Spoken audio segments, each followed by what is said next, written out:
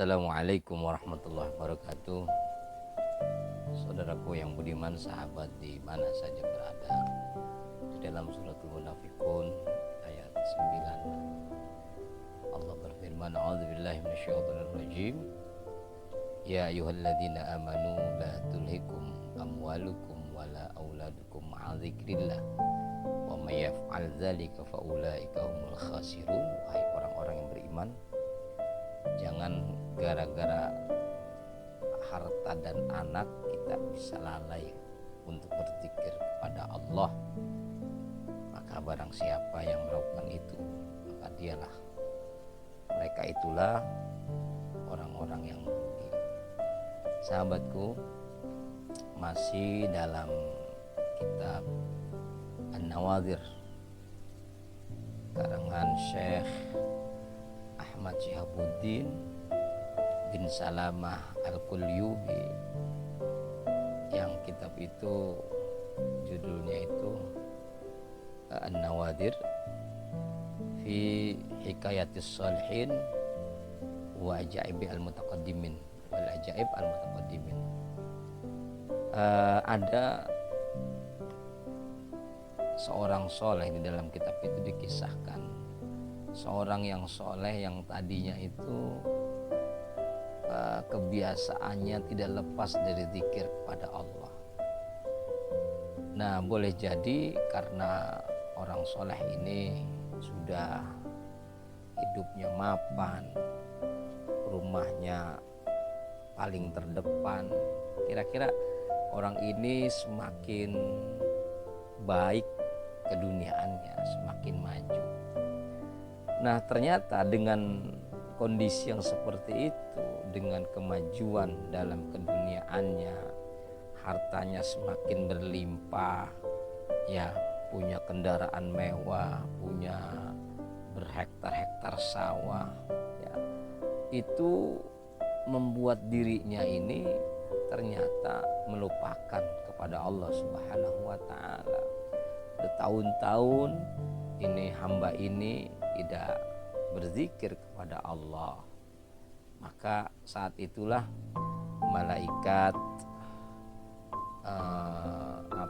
komplain mungkin kepada Allah itu, ya Allah, ini bagaimana hambamu ini yang sekarang ini udah dalam kondisi nikmat hidupnya, dalam kondisi di atas posisinya, kemudian juga hartanya sudah luar biasa berlimpah, dulu sangat dekat dengan engkau, tidak lepas dari zikir kepada engkau, tapi sekarang kenapa engkau membiarkan hambamu ini sudah tidak zikir kepadamu secara lama bertahun-tahun?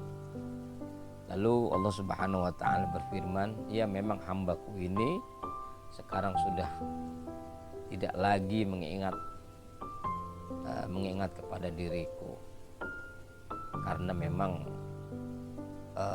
sudah terpengaruh, terpedaya dengan kemewahan duniawi. Oleh karenanya, wahai malaikat, aku mengutus kamu agar ini hambaku ini diberikan teguran dengan cara setiap tetesan keringatnya itu menjadi penyakit untuk kulitnya. Bayangkan sahabatku, maka saat itulah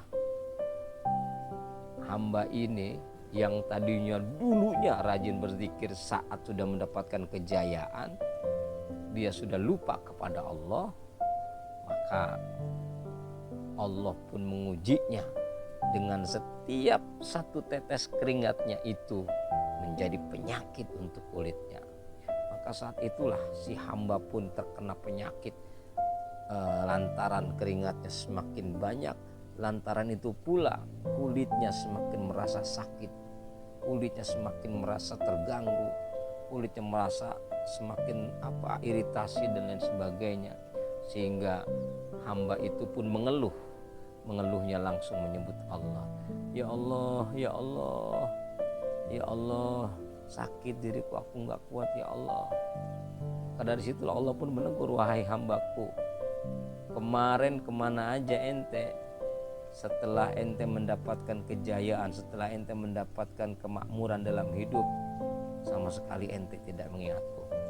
Nah inilah kisah singkat inilah yang tertulis di dalam kitab An-Nawadir, bahwa jangan pernah kita melupakan Allah.